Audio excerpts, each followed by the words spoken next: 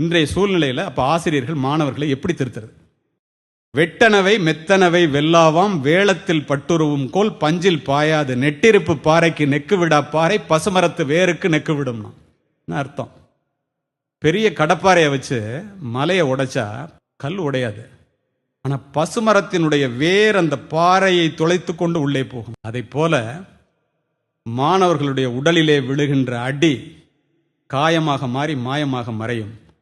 ஆனால் நீங்கள் சொல்லுகின்ற சொல் இருக்கிறதே, அது அவனுடைய இதயத்திலே பசுமரத்து வேரை போல் சென்று அவனுடைய வாழ்க்கையை புரட்டி போட்டுவிடும். காவல்துறையினரே யாரையும் கடுமையாக விசாரிக்க முடிவதில்லை.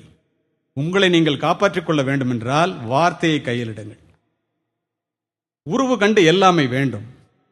தேம்படு பனையில் திரள் பல தொருவதை வானுற ஓங்கி வளம்பெற வளரினும் ஒருவருக்கிருக்க நிழலாகாதே.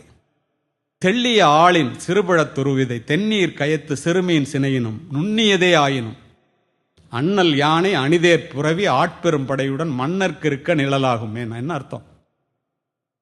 பனைமரத்தினுடைய விதை பெரியதாக இருக்கும், ஆனால் வானளவுக்கு வளர்ந்தால் கூட ஒருவன் கூட அந்த பனைமரத்தினுடைய நிழலிலே ஓய்வெடுக்க முடியாது.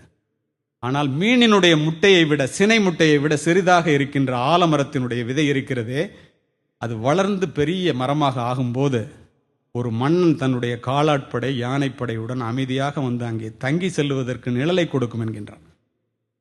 ஏழை குடும்பத்திலிருந்து வருகின்ற மாணவர்கள் புத்தக சுமையோடு சேர்த்து மனச்சுமையையும் சேர்த்து சுமந்து கொண்டே வருகிறார்கள். குறிப்பாக இந்த பகுதியிலே தென் தமிழகத்திலே பண வாசனையும் படிப்பு வாசனையும் அறியாத குடும்பத்திலிருந்து அவர்கள் வருகிறார்கள்.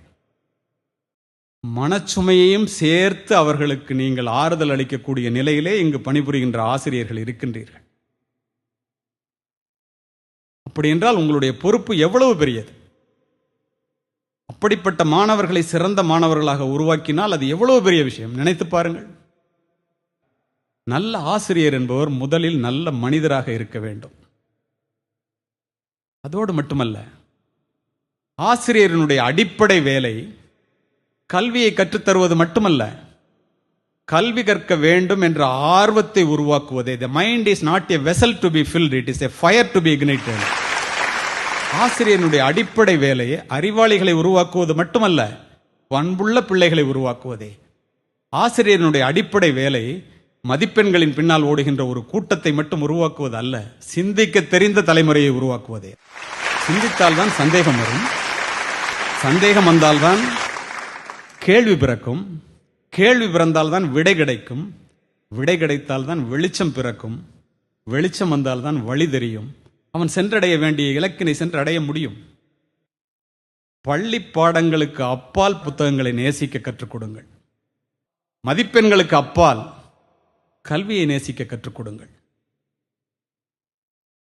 எந்த பஞ்சத்தையும் இந்த பாரத தேசம் தாங்கும், நல்ல ஆசிரியர்கள் இல்லை என்ற பஞ்சத்தை தவிர. ஆசிரியர்கள் இன்று தேங்கினால் நாடு நாளை தேங்கும். ஆசிரியர்கள் இன்று ஏங்கினால் நாடு நாளை ஏங்கும். ஆசிரியர்கள் இன்று தூங்கினால் நாடு நாளை தூங்கும். ஒரு மாணவன் தவறு செய்தால் அவனுடைய எதிர்காலம் மட்டும்தான் பாதிக்கும். பெற்றோர்கள் தவறு செய்தால் அந்த வீட்டினுடைய எதிர்காலம் பாதிக்கும். ஆனால் ஆசிரியர்கள் தவறு செய்தால் இந்த நாட்டினுடைய எதிர்காலமே பாதிக்கும். கல்வியானது பொருள் சார்ந்ததாக இல்லாமல் அறம் சார்ந்ததாக இருக்கும்படி பார்த்துக் கொள்ளுங்கள். பொருள் சார்ந்த கல்வி மூளையில் மட்டும்தான் தாக்கத்தை உண்டாக்கும். அறம் சார்ந்த கல்விதான் இதயத்திலே தாக்கத்தை உண்டாக்கும்.